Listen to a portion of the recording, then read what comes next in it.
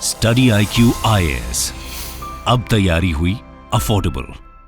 क्या आप जानते हैं भारत की जनसंख्या कितनी है? और उसके आगे अगर मैं ये कहूं कि भारत की जनसंख्या बहुत जल्द चीन की जनसंख्या को पार कर लेगी, यानी कि क्रॉस कर लेगी, तो आपको कैसा लगेगा? लेकिन हम इस टॉपिक के एक कदम आगे बढ़ेंगे और देखेंगे उतनी बड़ी जनसंख्या का करना क्या है। तो आज के इस वीडियो में मैं हूं आपका दोस्त, host, educator, mentor Sanghi sir, और मैं आप सभी का स्वागत करता हूं स्टडी IQ IAS पर। स्टडी IQ IAS के कोर्सेज को आप हमारी वेबसाइट पर एक्सप्लोर कर सकते हैं, जो कि लिंक्स में दी हुई है। तो आइए देखें, यहां पर बात हो रही है भारत की जनसंख्या की, जो कि चीन की जनसंख्या को क्रॉस करने वाली है बहुत जल्द।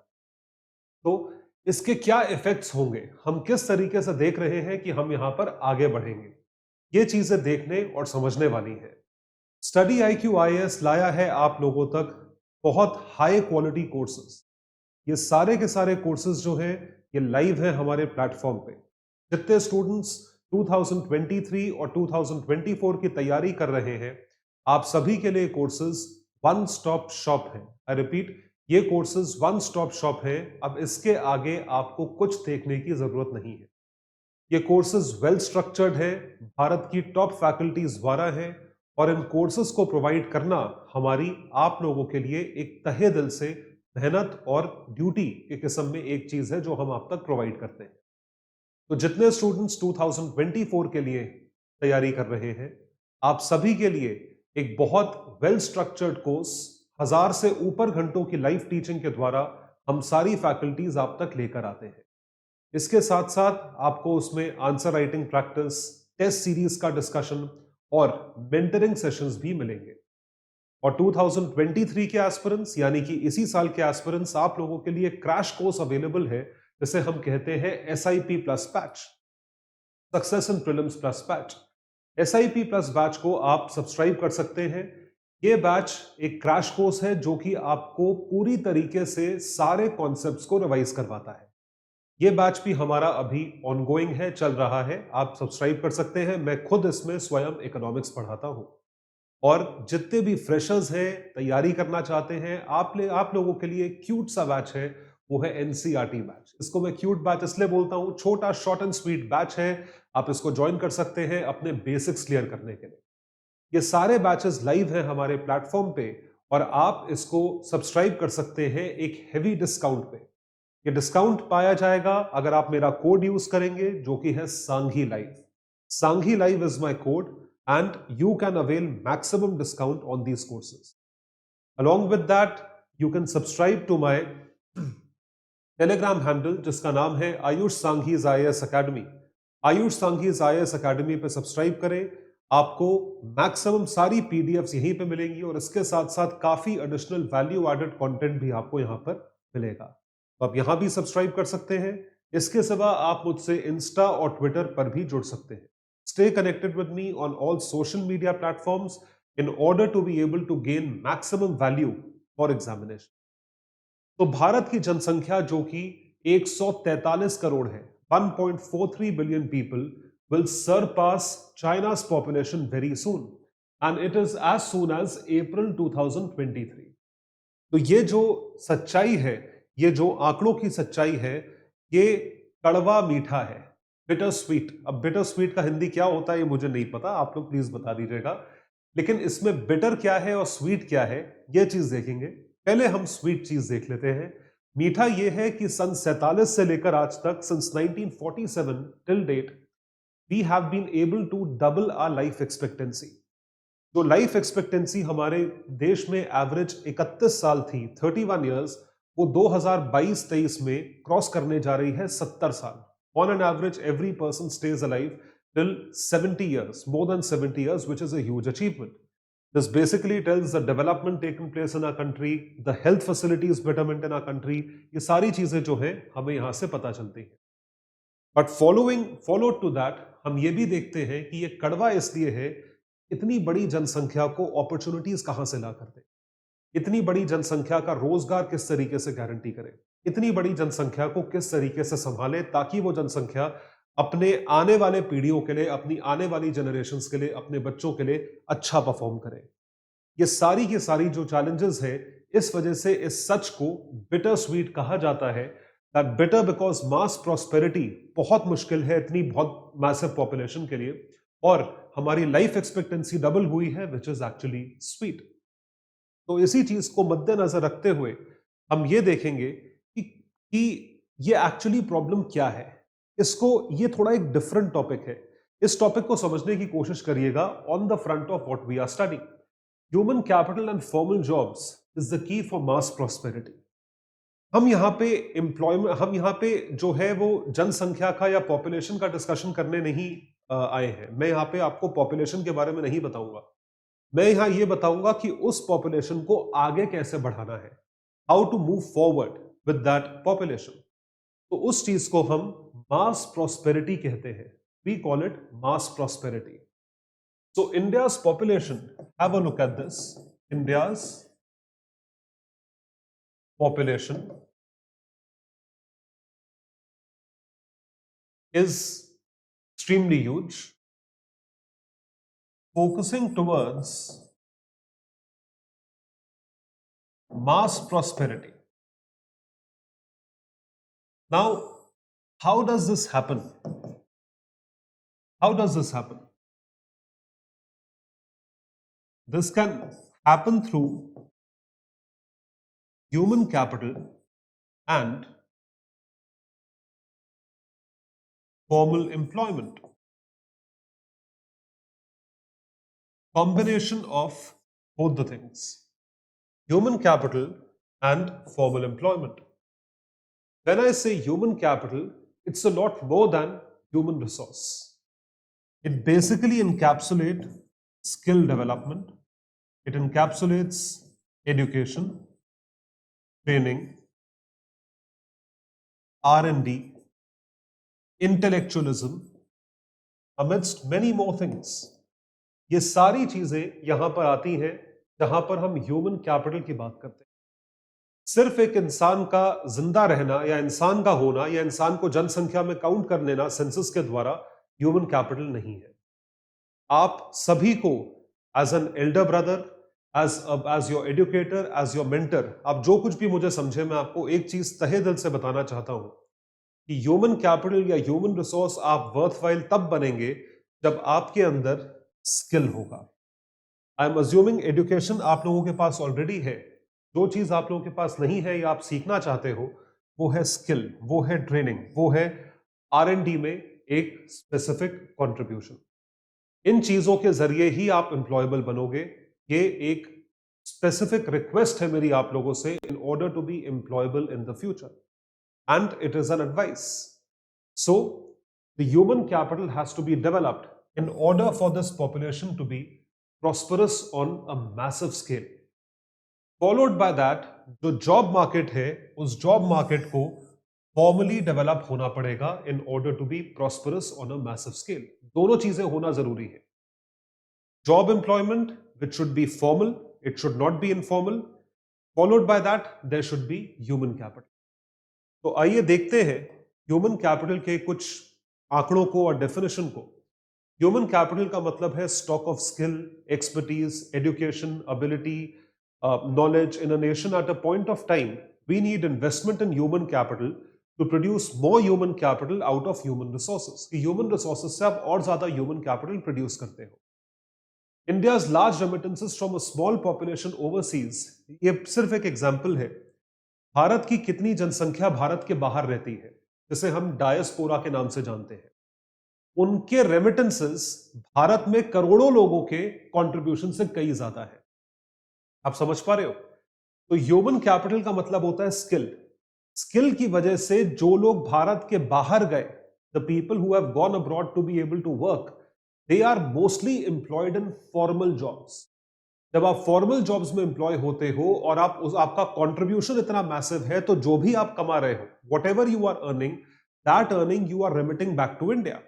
जब आप वो रेमिटेंसेस भारत में वापस भेजते हैं, तो वो रेमिटेंसेस भारत की जीडीपी में बहुत मैसिव कंट्रीब्यूशन देते हैं। तो ये इसलिए होता है क्योंकि दोनों चीजें हैं, ह्यूमन कैपिटल भी है, फॉर्मल जॉब्स भी है। आपको सिर्फ पर्सपेक्टिव देने के लिए 0.8% of the population lives abroad, जिनको आप एनआरआईज कह सकते हो, डायस्पोरा कह सकते हो, पर्सन ऑफ इंडियन ओरिजिन बोल सकते हो। 0.8% of workers generate 8% of GDP. हमारी जीडीपी का 8% सिर्फ और सिर्फ 0.8% लोगों से आता है human capital driven productivity in are software employment. सोच के देखिए, जो सॉफ्टवेयर में एम्प्लॉयड है। और दूसरी तरफ remittances from overseas population of less than 2% of our residents, 2% से कम जो हमारे रेजिडेंट्स हैं, भारत के बाहर रहते हैं, उनसे जो कंट्रीब्यूशन आता है रेमिटेंसेस के तौर पे $100 बिलियन क्रॉस कर रहा है, क्रॉसिंग $100 बिलियन। ये वो लोग हैं जिसमें से मैक्सिमम लोग फॉर्मल जॉब्स में एम्प्लॉयड है।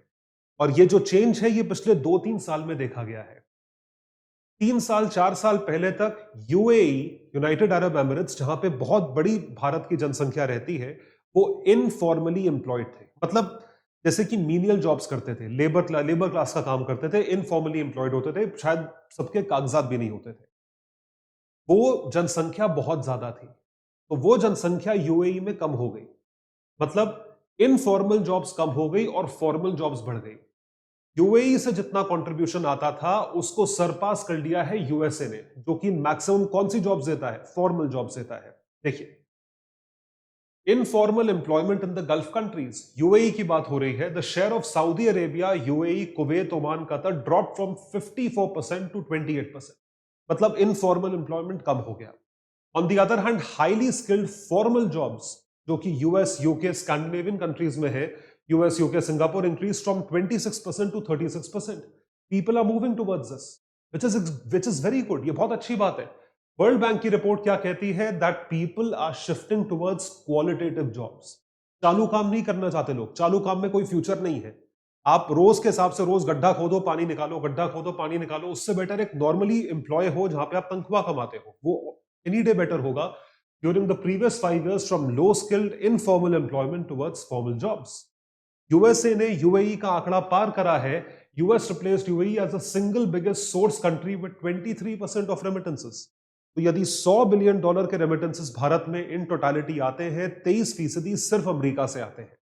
Our rich forex remittance harvest, roughly 25% higher than FDI and 25% less than software exports, is fruit from the tree of human capital and formal jobs। तो मैं आपको यह समझाना चाह रहा हूं इस वीडियो के जरिए कि जो मास पॉपुलेशन है उसको अगर आपको मास लेवल पे ही प्रॉस्परस करना है, कामयाब करना है, तो किस चीज की जरूरत है? जरूरत है ह्यूमन कैपिटल, यानी कि स्किल की, एजुकेशन की। उसके साथ साथ नौकरियों की तो जरूरत है, नौकरी शायद लोगों के पास होगी, लेकिन किस टाइप की नौकरी की जरूरत है? फॉर्मल जॉब्स की जरूरत है।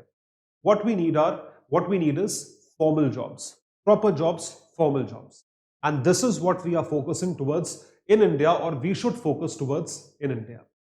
तो अब सवाल ये उठता है कि हम किस तरीके से उस तरफ जा सकते हैं, और डेवलप्ड कंट्रीज का एग्जाम्पल लेके हमें क्या सीखना चाहिए।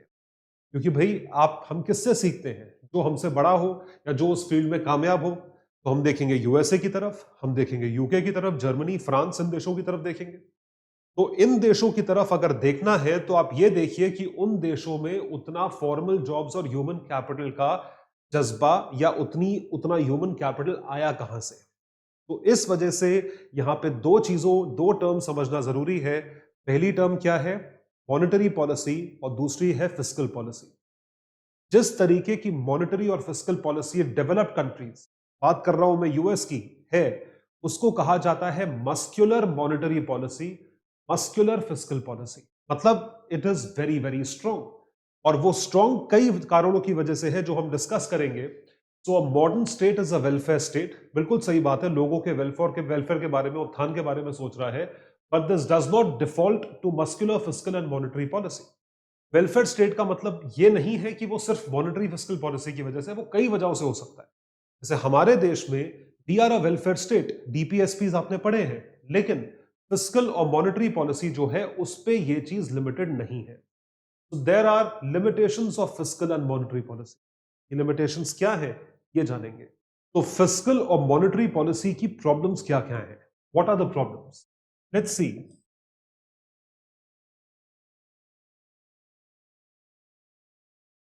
The first problem is credit availability. जो पहली दिक्कत है, जो पहली प्रॉब्लम है, वो है क्रेडिट अवेलेबिलिटी। देखिए, हमें लगता है पेमेंट है क्रेडिट पेमेंट की या क्रेडिट फाइनेंस करने की, कि किस तरीके से हम क्रेडिट को सर्विस करेंगे, यानी कि लोन लेने के बाद हम इंटरेस्ट के जरिए कैसे वो पैसा वापस करेंगे। वो प्रॉब्लम तो चलिए एक प्रॉब्लम है। उससे पहले जो प्रॉब्लम आती है वो है क्रेडिट अवेलेबिलिटी की प्रॉब्लम, कि पैसा अवेलेबल ही नहीं है, it is not available. More than credit financing, the problem is of credit availability, कि वो क्रेडिट अवेलेबल ही नहीं है, वो लोन अवेलेबल ही नहीं है। जितने बड़े देश हैं वो लोन्स को ले जाते हैं, they take the loans away, they take that money, they borrow that money, over and above they are using that money for what purposes? They are using that money for day to day expenditures. वो जो पैसा है वो day to day expenditures के लिए use किया जाता है। आपको एग्जाम्पल के जरिए मैं समझाता हूं यहां पे क्या होता है। जितने भी बड़े देश हैं वो क्या करते हैं, वो अपना बजट तैयार करते हैं। बजट में कई तरह के खर्चे होते हैं, सैलरीज, पेंशंस, जो पुरानी डेट्स है उसको सर्विस करना, डिफेंस पे खर्चा होता है, पेंशंस पे खर्चा होता है। There are multiple expenditures that happen. इन सबको आप रेकरिंग या रेवेन्यू एक्सपेंडिचर्स कहते हो, जिनको फाइनेंस करने के दो तरीके हैं। पहला है टैक्सेस के थ्रू जो रेवेन्यू आता है, दूसरा है डेट, उधार के थ्रू जो पैसा आप लेते हो। इसके जरिए आप जो है आप कौन से रेकरिंग खर्चे करते हो, तो आप खर्चे बढ़ाते जाइए और उधार लेते जाइए। भाई टैक्स तो एक लिमिट तक ही लिया जा सकता है, उसके बाद आप उधार लेते जाइए। तो क्रेडिट अवेलेबिलिटी उन लोगों को ज्यादा हद तक अवेलेबल है as compare to other countries और डेवलपिंग कंट्रीज, जिनको उतना क्रेडिट अवेलेबल नहीं है। और दूसरी जो प्रॉब्लम है वो है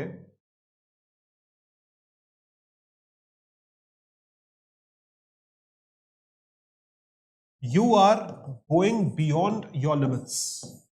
आप इन गोल्स को अपने लिमिट के बियॉन्ड चेस करते हो। ये बहुत बड़ी प्रॉब्लम है। मतलब आपने सुना होगा, बचपन में कहा जाता है जितनी चादर उतने पैर पसारो। तो आपका जितना एम्बिट है, जितनी लिमिट है, आप उस लिमिट को एक्सीड करके एक लिमिट तक आगे चले जाते हो, जो कि बहुत गलत बात है। अपने टारगेट से ज्यादा अचीव करना अच्छी बात है, लेकिन लिमिटेड मींस में या उतने ही रिसोर्सेज में आप लोन ले लेके 100 फ्लाईओवर और बना दो, और फिर वो लोन रीपे कैसे करोगे?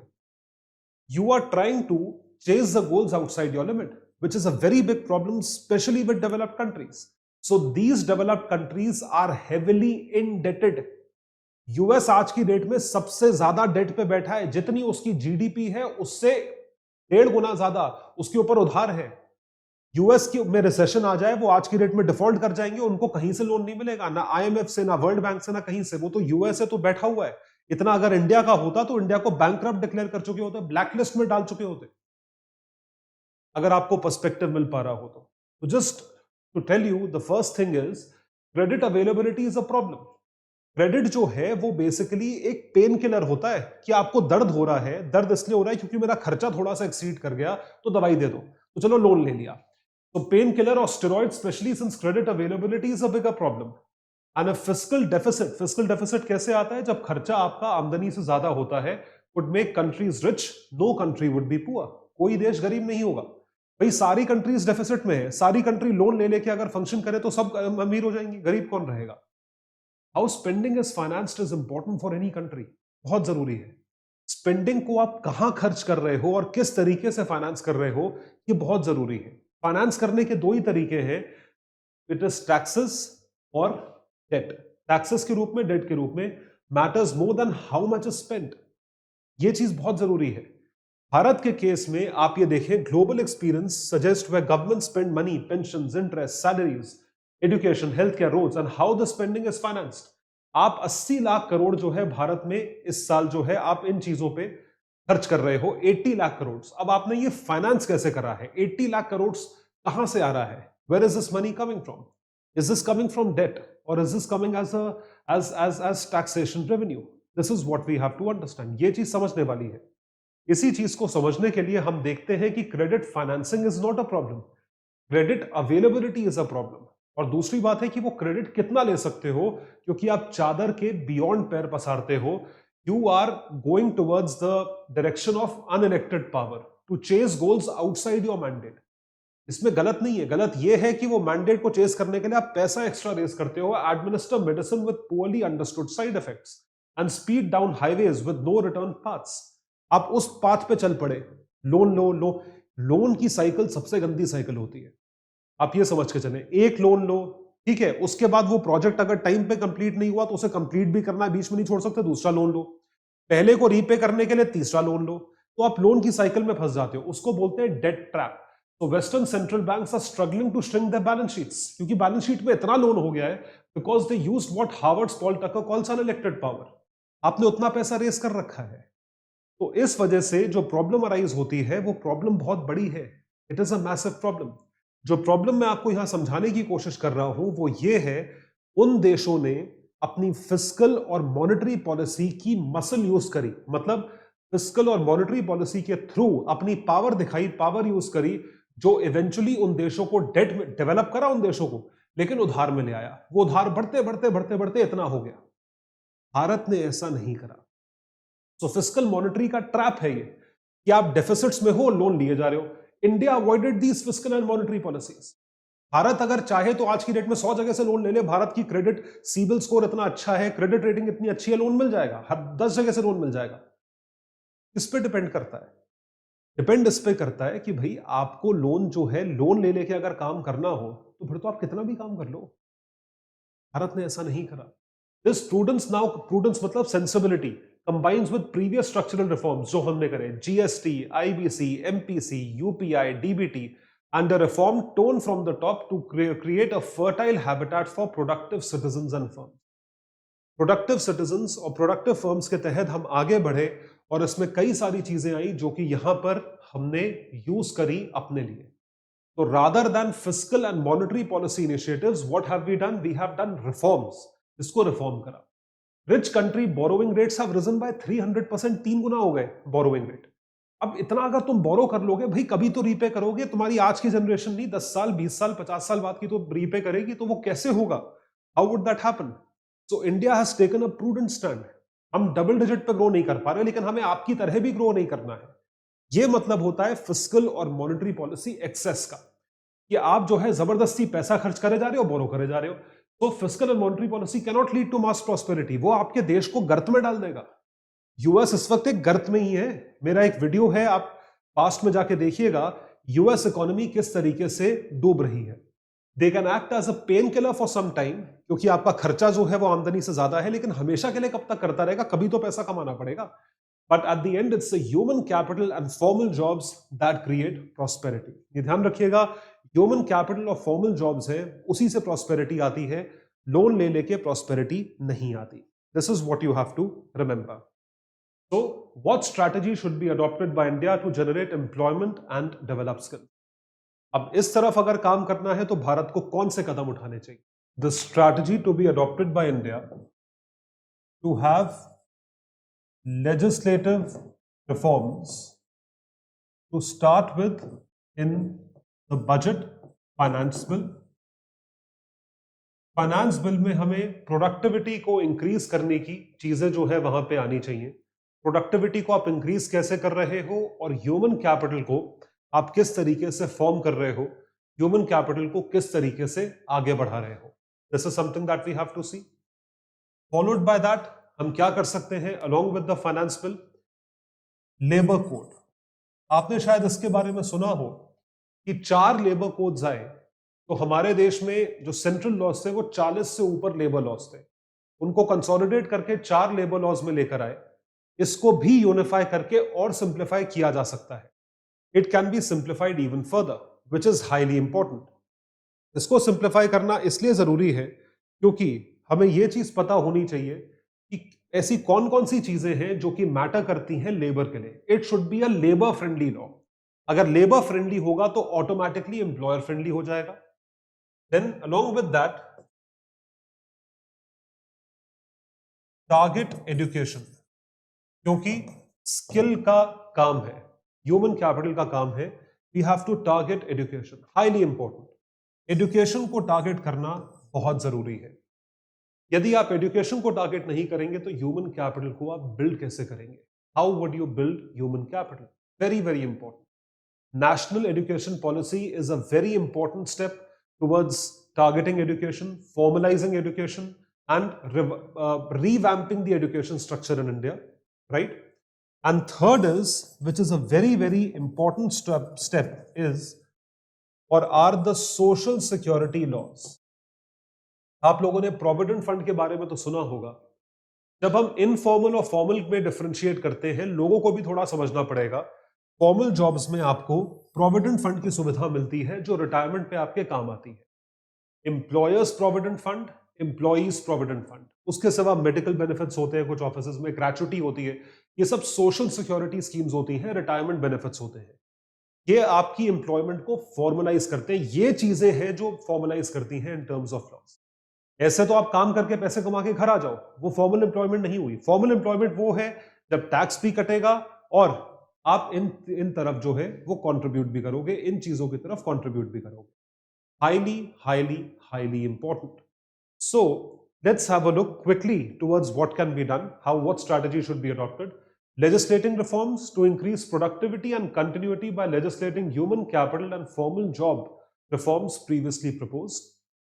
Unified labor code, जितने 4 लेबर कोड्स आए थे, code on wages, industrial relation, social security, occupational safety, इन सबको आप कंबाइन करें 4 लेबर कोड्स. और इस तरफ जो है हम ये 4 लेबर कोड्स को ट्राइपार्टाइट कमिटी के थ्रू कन्वर्ज करें एक सिंगल लेबर कोड में. यूनिफाइड होना चाहिए, rather than having multiple laws we should have a consolidated law. उसके बाद बारी आती है एजुकेशन पॉलिसी और पॉलिसी की. एनईपी जो हमारे देश में आया था, जिसकी वजह से एजुकेशन रेट वुड इंप्रूव. तो ऑटोमेटिकली इसमें जो है हमने ह्यूमन कैपिटल का पूरा ख्याल रखा हुआ है. तो इसमें स्किल डेवलपमेंट भी है, अपग्रेडेशन ऑफ नॉलेज भी है. ये 0.5 मिलियन यानी 5 लाख लोगों को अप्रेंटिसेस जो है वो 10 मिलियन करेगा, 1 करोड़ तक लेकर जाएगा. By allowing all universities to launch degree apprentice courses under tripartite contracts with employers under the apprentices act. इस चीज की तरफ काम हो रहा है, which is very important. Followed by that हम पीएफ की बात करते हैं, ईज ऑफ डूइंग बिजनेस, और पीएफ कॉन्ट्रीब्यूशंस जो कि फॉर्मलाइज करता है. So it should reduce the gap between चिट्ठी वाली salary, money numbers and employment letters, and हाथ वाली सैलरी. हाथ वाली सूखी सैलरी है मनी रिसीव्ड इन हैंड. तो ये वाली जो सैलरी है, चिट्ठी वाली सैलरी का मतलब है फॉर्मल एम्प्लॉयमेंट, अपॉइंटमेंट लेटर मिलता है. By making employees provident fund contributions optional.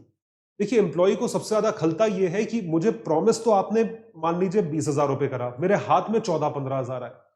So, but raising employer PF contribution from 12% to 13%, कि एम्प्लॉयर कंट्रीब्यूट करे, एम्प्लॉय से आप पैसा ना मांगे, ऐसा कहा जा रहा है. Employer provident fund payment, most importantly it should link all employer subsidies and tax incentives to high wage employment creation. ये करने की कोशिश होगी जब आप वेज एम्प्लॉयमेंट क्रिएट करोगे. अगर एम्प्लॉय को यह समझ में आए कि फॉर्मल एम्प्लॉयमेंट में मेरी जेब से सोशल सिक्योरिटी नहीं जा रही, एम्प्लॉयर ही कर रहा है, तो उसको कोई फर्क नहीं पड़ेगा कि आप फॉर्मल करो ना करो, मुझे उतना पैसा मिल रहा है जितना मिलना चाहिए. तो ये सारे स्टेप्स ऐसे हैं जो कि ये बता रहे हैं कि हमें क्या स्टेप्स लेने चाहिए दोनों चीजों की तरफ, ह्यूमन कैपिटल और formal employment. So what is the way forward, what is the conclusion? India and चाइना's per capita GDP was equal in 91. Theirs is now 5 times higher. China की जीडीपी भारत की 5 गुना है और इक्वल थी, मतलब चाइना की कमी थी भारत से. Arguably, unlike when China started serious reforms in 1978, India today faces a more unfavorable global context of growth, export, massive population. ये सारी चीजें हैं जो भारत फेस कर रहा है, क्योंकि आप जितना टाइम वेस्ट करोगे या जितना टाइम आप निकालते जाओगे, उतना आपके लिए और मुश्किल होता जाएगा डेवलप करना. Experience and evidence now firmly suggest the odds of mass prosperity in the planet's most populous nation rise from possible to probable by anchoring our strategy in human capital and formal jobs rather than fiscal or monetary policy. तो fiscal और monetary policy के बदौलत आप हो तो सकते हो, लेकिन वो डेट आपके पूरे देश को खत्म कर सकता है. तो rather than taking this strategy, आपको क्या करना चाहिए? आपको कोर पे काम करना चाहिए. कोर जो है वो है ह्यूमन कैपिटल, मैन्युफैक्चरिंग, जो कि एम्प्लॉयमेंट क्रिएट करे, फॉर्मल जॉब्स क्रिएट करे और लोगों को फायदा पहुंचाए. तो ये सारी चीजें मैटर करती हैं. इसी तरीके से हम पूरा सिलेबस आपके साथ कवर करेंगे अन्य कोर्सेज में. जीएस फाउंडेशन वाले बच्चे 2024 के ये बात सुन लें, आप सभी को एक सिंगल बैच ज्वाइन करना है जो कि फाउंडेशन बैच है. पूरा स्ट्रक्चर्ड कोर्स टॉप फैकल्टीज द्वारा आपको प्रोवाइड किया जाएगा. उसके साथ साथ जितने 2023 के एस्पिरेंट्स हैं, आप लोगों के लिए एक कोर्स है SIP प्लस, जो कि इन टोटालिटी आपके सारे कॉन्सेप्ट्स को प्लस पूरा प्रीलिम्स का रिवीजन करवाएगा, फटाफट रिवाइज करवाएगा। A very very important and useful course. और उसके बाद बारी आती है NCERT बैच की, जो छोटा सा कोर्स है, क्यूट सा कोर्स है, जो कि आप जरूर सब्सक्राइब कर सकते हैं। बहुत जरूरी कोर्स है ये आपके कॉन्सेप्ट बिल्डिंग के लिए। सारे कोर्सेज एक डिस्काउंटेड प्राइस पे अवेलेबल है, जो कि आपको मिलेगा if you use my code, जो कि है Sanghi life. Sanghi life code use करें और मैक्सिमम डिस्काउंट पाएं इन सारे कोर्सेज पे।